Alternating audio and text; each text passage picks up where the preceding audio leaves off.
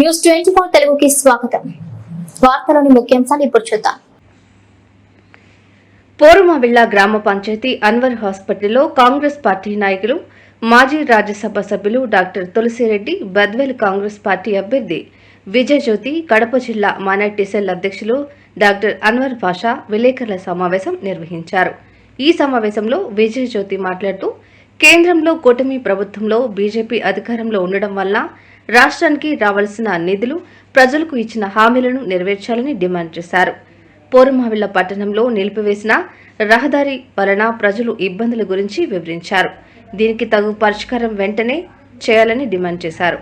మాజీ రాజ్యసభ సభ్యులు తులసిరెడ్డి మాట్లాడుతూ, కూటమి ప్రభుత్వం పెన్షన్ 1వ తారీఖున ఇవ్వడం అభినందనీయమని, మిగిలిన హామీలను త్వరితగతిన అమలు చేయాలన్నారు. అధికారంలో మూడోసారి వచ్చినటువంటి భారతీయ జనతా పార్టీ, దాంతో పొత్తులో ఉన్నటువంటి ఇక్కడ అధికారం చలాయిస్తున్నటువంటి తెలుగుదేశం పార్టీ, రెండింటి వైఖరి కూడా దొందుగానే ఉన్నట్టుగా అనిపిస్తూ ఉంది. గతంలో వైకాపా ప్రభుత్వం అనేటువంటిది ఏ విధంగా అయితే చేసిందో అదేవిధంగా అక్కడక్కడ చిన్న చిన్న దాడులు చేయడం అయితేనేమి, తర్వాత పరిపాలనలో చెప్పినటువంటి విధంగా వీళ్ళు ఏవైతే హామీలు ఇచ్చారో ఆ హామీలు నెరవేర్చడంలో కూడా కేవలం ఒకే ఒక్క హామీ ఈ రోజు వరకు నెరవేర్చి వాటిలో వైఫల్యత కూడా స్పష్టంగా కనిపిస్తూ ఉంది. మరి తెలుగుదేశం పార్టీ చెప్పినటువంటి ఆ హామీలన్నీ కూడా త్వరలో ఒక కార్యరూపం దాల్చాలని చెప్పేసి కాంగ్రెస్ పార్టీ తరఫున డిమాండ్ చేస్తూ ఈ యొక్క విలేకరుల సమావేశాన్ని ఉద్దేశించి మాట్లాడాల్సిందిగా ఎంపీ విజయజ్యోతి గారిని కోరడం. రాజ్యసభ సభ్యులు సార్ గారికి, మీడియా మిత్రులకు, సోదరులందరికీ నమస్కారాలు. ఈరోజు ఏర్పాటు చేసినటువంటి విలేకరుల సమావేశం ఏంటంటే, ప్రస్తుతం ఉన్న పరిస్థితులన్నీ అందరూ గమనిస్తూ ఉన్నారు. కొత్త ప్రభుత్వం ఏర్పాటై 2 నెలల పైన దాటింది. కేంద్రంలో కావచ్చు, ఇతర రాష్ట్రంలో కావచ్చు. కానీ గత ప్రభుత్వం యొక్క అసమర్థత, వాళ్ళు ఏం చేయలేదని కావచ్చు, లేకపోతే వారి వల్ల విసిగిపోయి కావచ్చు, కొత్త ప్రభుత్వాన్ని ప్రజలు కోరుకుంటూ ఉంటారు. మార్చి వారికి కావాల్సింది ప్రజానాయకుల ద్వారా సేవ. ఇక్కడ ఉన్నటువంటి రాష్ట్రం అభివృద్ధి చెందాలా, ప్రతి ఒక్కరు బాగుండాలనే ఉద్దేశంతోనే అధికారం ఇవ్వడం జరుగుతుంది. అదే ఒక బాటలో మన రాష్ట్ర ప్రభుత్వము కూటమికి అధికారం ప్రజలు ఇవ్వడం జరిగింది. ఆ నేపథ్యంలో తెలుగుదేశం ప్రభుత్వం వారు ఎన్నో హామీలు ఇవ్వడం జరిగింది. అయినప్పటికీ కూడా హామీలు అనేవి ఇంకా సరైన బాట పట్టలేదు. కానీ సమయం ఉంది, చూస్తూ ఉన్నాం. ప్రతిపక్షమైన అధికార పక్షమైన ప్రజాక్షేమం కోసం పనిచేయాలి. అధికార పక్షం చేసే పనులను ప్రతిపక్షములు కానీ విపక్షాలు కానీ వాటిని చూస్తూ వాళ్ళని గుర్తు చేస్తూ ప్రజల పాలన అనేది న్యాయంగా పరిపాలన చేయడానికి, సమర్థవంతంగా చేయడానికి విపక్షాల యొక్క బాధ్యత ఉంది. కాబట్టి కాంగ్రెస్ పార్టీ తరఫున మేము ఈరోజు ప్రభుత్వాన్ని అడుగుతూ ఉన్నాం, చేసినటువంటి హామీలను త్వరలో నెరవేర్చాలని. దానికి సంబంధించిన విషయమైతే, గతంలో 2014 నుంచి 2019 వరకు ఇప్పుడున్న భారతీయ జనతా పార్టీకి వీళ్ళు బీజేపీకి మద్దతు ఇవ్వడం జరిగింది. తెలుగుదేశం పార్టీ దానికి కావాల్సిన నిధుల గురించి కానీ ఏమి ఫేస్ చేసినామనేది తెలుగుదేశం ప్రభుత్వానికి బాగా తెలుసు. కానీ ఇప్పుడు కూడా అదే ప్రభుత్వానికి మద్దతు ఇస్తూ ఉన్నారు. అటువంటిప్పుడు మన రాష్ట్రానికి కావాల్సినటువంటి అన్నీ తీసుకురావాల్సిన బాధ్యత ఇప్పుడున్న ప్రభుత్వానికి ఉంది. ఏ రకంగా అయితే ప్రజలకు హామీ ఇచ్చారో, ప్రజాక్షేమం కోరే వాళ్ళు కాబట్టి, ప్రజాక్షేమం కోరతారని ప్రజలు ఎన్నుకున్నారు కాబట్టి, త్వరలో ఇప్పుడున్న ప్రభుత్వం సరైన టైంలో, ఇంకా 2 నెలలు అయిపోయింది. మొదటిగా ఈ మాటలు మేము అడుగుతూ ఉన్నాం.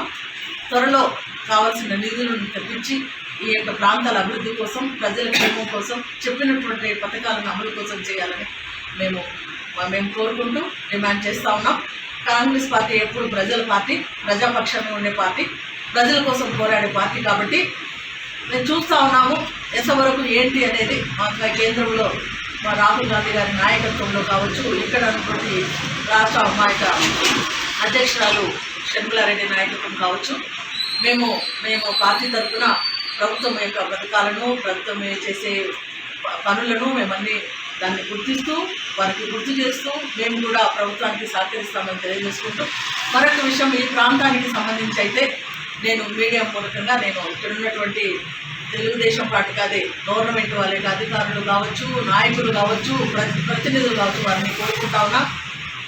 గెలిచినటువంటి ఎమ్మెల్యే గారికి కూడా చెప్తా ఉన్నా, దాదాపు 2 సంవత్సరాల పైన అయిపోయింది కోరుమామిలలో రోడ్డు చాలా భయంకరంగా ఉంది.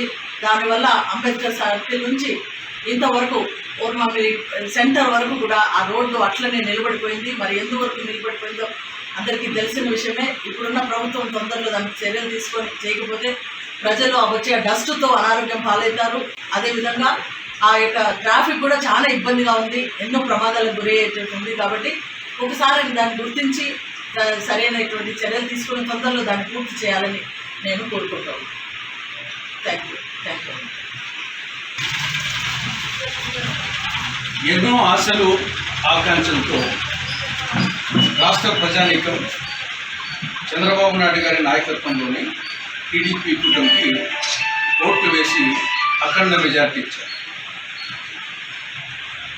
మరి అధికారంలోకి వచ్చిన ఈ 2 నెలల పాలన చూస్తే నాణ్యానికి బొమ్మ బొరుస ఉన్నట్లు కొన్ని మెరిట్స్ ఉన్నాయి, కొన్ని డిమెరిట్స్.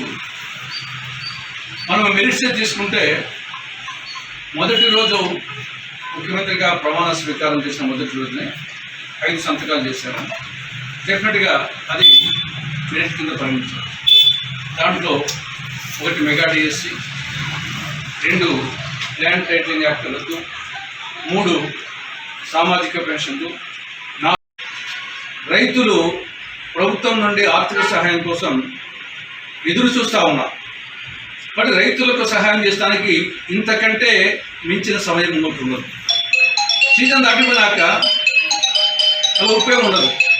గతంలో జగన్ ప్రభుత్వము రైతు భరోసా కింద మేనిఫెస్టోనేమో ఏడాదికి ప్రతి రైతు కుటుంబానికి 12,500 రూపాయలు ఇస్తారని చెప్పి అధికారంలోకి వచ్చిన తర్వాత ఒకేసారి 5,000 కోత కోసి ఆ 7,500కు కేంద్ర ప్రభుత్వం ఇచ్చే 6,000ను కలుపుకొని 13,500 రూపాయలను 3 దఫాలుగా మే మాసంలో 7,500, తర్వాత అక్టోబర్లో 4,000, జనవరిలో 2,000, 3 దఫాలుగా ఇచ్చేవారు రైతు భరోసా కింద. టీడీపీ కూటమి ప్రభుత్వము ఆ పేరు మార్చి రైతు భరోసాను అన్నదాత సుఖీభవ అని మార్చి ప్రతి రైతు కుటుంబానికి ప్రతి ఏటా 20,000 రూపాయల ఆర్థిక సహాయం చేస్తామని చెప్పడం జరిగింది. ఇంతవరకు 20 పైసలు కూడా చేయలేదు. ఇది ఒక డిమెరిట్ రైతులకు సంబంధించి. రెండవది తల్లికి వందనం. గతంలో అమ్మఒడి కింద దాన్ని మార్చి తల్లికి వందనం అని పేరు పెట్టి స్కూలుకు వెళ్ళే ప్రతి విద్యార్థికి ఏడాదికి 15,000 రూపాయలు ఇస్తామని చెప్పడం జరిగింది మేనిఫెస్టో. అధికారంలోకి వచ్చిన తర్వాత జీవో 29 ద్వారా విద్యార్థికి బదులు తల్లికి అని పెట్టడం జరిగింది ఈ గవర్నమెంట్. దాని మీద విమర్శలు వచ్చేసరికల్లా లేదు పొరపాటు జరిగింది, తల్లికి కాదు ప్రతి విద్యార్థి అకౌంట్కి వేస్తామని చెప్పడం జరిగింది. చెప్పి మళ్ళీ ఈ సంవత్సరం ఏమో వచ్చే ఏడాది నుండి అంటే మొత్తం ఒక సంవత్సరంకి మొదటికే మోసం చేయడం జరిగింది. ఇది మాట తప్పడం, మడమ తిప్పడం, ఇది మోసం చేయడం, తల్లులకు పిల్లలకు మోసం చేయడమే ఇది. మూడవది వచ్చేసి జీవో 117. గతంలో జగన్ ప్రభుత్వము జీవో 117 జారీ చేసి 3, 4, 5 తరగతులను ప్రాథమిక విద్య నుండి విడగొట్టి ప్రాథమికోన్నత ఉన్నత విద్యలో కలపడం జరిగింది. అంటే ప్రాథమిక విద్యలో 1, 2 క్లాసెస్ మాత్రమే. దీని పర్యవసానంగా స్ట్రెంగ్త్ బాగా తగ్గిపోయింది. ప్రాథమిక పాఠశాలలో ఉండే వాళ్ళని పిల్లలను కూడా తల్లిదండ్రులు అంపడం లేదు. దీన్ని రద్దు చేయాలా, జీవో 117 రద్దు చేయాలని చెప్పేసి గతంలో కాంగ్రెస్ పార్టీ, కమ్యూనిస్టు పార్టీలు, ప్రజా సంఘాలు, ఉపాధ్యాయ సంఘాలు, టీడీపీ కూటమి వాళ్ళు కూడా డిమాండ్ చేయడం జరిగింది జీవో 117 రద్దు చేయాలని. అది జగన్మోహన్ ప్రభుత్వం రద్దు చేయాలి. ఇప్పుడు ఈ ప్రభుత్వం ఏం చేస్తుంది, దాన్ని మొత్తము విద్యార్థుల సంఖ్య తగ్గింది అన్న సాకు చూపి మొత్తం పాఠశాలలే మూసేస్తూ ఉంది. పది లోపు ఉన్నటువంటి విద్యార్థుల సంఖ్య తక్కువగా ఉన్న స్కూళ్ళని మూసేయాలని ప్రయత్నం చేస్తాము. ఆల్మోస్ట్ నిర్ణయం తీసుకున్నది. ఉపాధ్యాయ సంఘాలు తీవ్రమైన వ్యతిరేకించడానికల్లా ఇలాంటి ఆఫర్లు పెట్టింది. జగన్మోహన్ రెడ్డి ఏమో విద్యార్థుల సంఖ్య తగ్గేదానికి కారణం ఆయన 117 జీవో 3, 4, 5 తరగతులను విడగొట్టేసి 1, 2 తరగతులు పెట్టిన దాని వల్ల సంఖ్య తగ్గిపోయింది. దాన్ని సాకుగా చూపి మొత్తము స్కూల్ ఏం మూసేయాలని చంద్రబాబు ప్రయత్నం చేస్తూ ఉంది. అంటే ఎలా ఉందంటే పంటి నొప్పికి తుంటి మీద అన్నట్టుంది. 117 రద్దు చేయమంటే దానివల్ల ఏర్పడినటువంటి సంఖ్య తగ్గిందని సాకు చూపేసేసి స్కూల్ మొయ్యాలని ప్రయత్నం చేస్తూ ఉంది ప్రభుత్వం. దాదాపు 10 లోపల ఉండే స్కూళ్ళు వచ్చేసి దాదాపు 5,000 ఉన్నాయి. మొత్తం 37,000 ప్రాథమిక పాఠశాలలు ప్రభుత్వం ఉంటే అందులో 5,000 పాఠశాలలు 10 లోపు సంఖ్య తక్కువగా ఉంది. అంటే 5,000 స్కూళ్ళు వచ్చేసి మూసేయడం జరుగుతుంది. ఇది మొత్తం విద్యా వ్యవస్థనే, ప్రాథమిక విద్యా వ్యవస్థకే ప్రాణం తీయడం అవుతుంది. ఇది ఒకటి చాలా తప్పు చేస్తుంది చంద్రబాబు ప్రభుత్వం. 4వది అప్పులు. ఇది ఎలా ఉందంటే కోడలికి బుద్ధి చెప్పి అత్త తెడ్డు నాకినట్టుంది. ఇదే టీడీపీ కూటమి, చంద్రబాబు నాయుడు గారు, జగన్మోహన్ రెడ్డి ప్రభుత్వం ఈ రాష్ట్రాన్ని అప్పుల కుప్ప చేసింది, విపరీతమైన అప్పులు చేసింది, అప్పుల ఆంధ్రప్రదేశ్ చేసింది, ఎక్కడ పడితే అక్కడ అప్పులు తెచ్చింది అని చెప్పేసి విమర్శించడం జరిగింది. మేము కూడా విమర్శించాం అన్ని పార్టీలు. కానీ ఈనాడు చంద్రబాబు ప్రభుత్వం ఏం చేస్తుంది? అధికారంలోకి వచ్చిన 45 రోజుల్లోనే 12,000 కోట్ల రూపాయలు అప్పు చేసింది. ఈ లోపల మరింత చేసింది. 45 రోజుల లోపల అంటే నెలన్నర లోపలనే 12,000 కోట్ల రూపాయలు అప్పు చేసింది. బట్ దీని ఏమనాలా? అందుకే కోడలికి బుద్ధి చెప్పి అత్త తెడ్డు నాకింది అనే సామెత ఈ ప్రభుత్వానికి అన్వయిస్తుంది. తర్వాత సూపర్ 6. ఈ ప్రభుత్వం అధికారంలోకి వచ్చేదానికి ప్రధాన కారణం సూపర్ 6. కాబట్టి సూపర్ 6లో ఆ సామాజిక పెన్షన్ల పథకం ఒకటి తప్ప మిగతా 5 ఒకటే ఉన్నాయి. మొదటిదేమో నిరుద్యోగం సంబంధించి ఏడాదికి 10 నెల నిరుద్యోగ వృత్తి కింద నిరుద్యోగులకు వచ్చేసి 3,000 రూపాయలు ఇస్తామన్నారు. దాని గురించి మాట్లాడడం లేదు. విద్యార్థులకు సంబంధించి తల్లికి వందనం, దాని గురించి వచ్చే సంవత్సరం అంటున్నారు. రైతులకు సంబంధించి అన్నదాత సుఖీభవ, ఇంతవరకు మెన్షన్ చేయలేదు. మహిళలకు సంబంధించి 3 పథకాలు.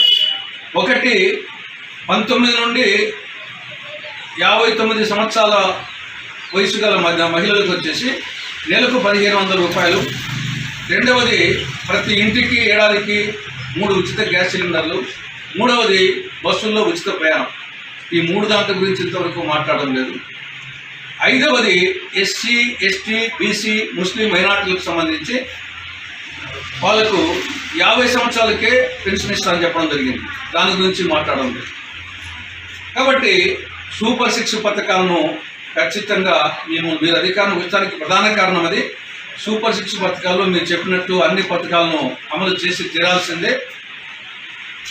రాష్ట్ర ఆర్థిక పరిస్థితి మీకు తెలిసే ఇవన్నీ చెప్పారు.